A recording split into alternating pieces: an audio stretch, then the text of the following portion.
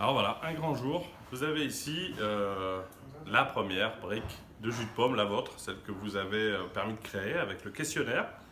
Comme pour le lait, on a décidé, on a fait une petite réunion pour fêter ces premières briques. Vous voyez, il y a même une équipe de France 2 qui est venue filmer, vous verrez un reportage prochainement.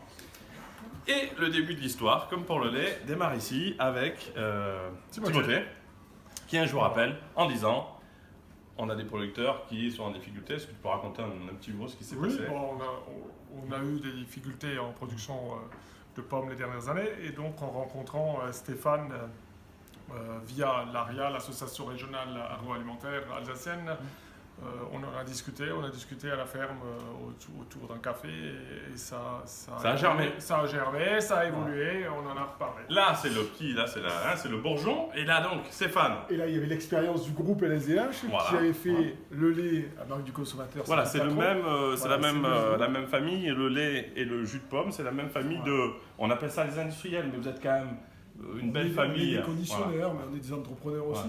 Ouais. Donc le réflexe a été d'appeler autour de ce bon café Nicolas pour lui dire finalement on a trouvé aussi un nouveau produit qui pourrait satisfaire le jus de pomme. Avec toujours le principe d'une aide pour le producteur. Là on a un représentant parce que cette pomme elle vient d'Alsace mais aussi du sud-ouest, de Marmande. Absolument. Et qu'est-ce qui vous a plu dans l'idée comme ça de rassembler des pommes autour du concept? Parce que justement, dans notre coopérative, on est en train de développer donc, tout ce qui est équitable pour donner de la valeur, redonner de la valeur aux productions agricoles. Et donc c'était en parfaite cohérence avec le projet donc, de la marque du consommateur. Et c'est pour ça qu'on a adhéré immédiatement au projet. Ah, ça allait très vite. Partenaire. Ah, ça allait très vite. Ça a été très Tout se fait à la vitesse d'une idée qui semble être un peu une idée de bon sens commun. Tout le monde avance très vite. Merci en tout cas pour cette adhésion.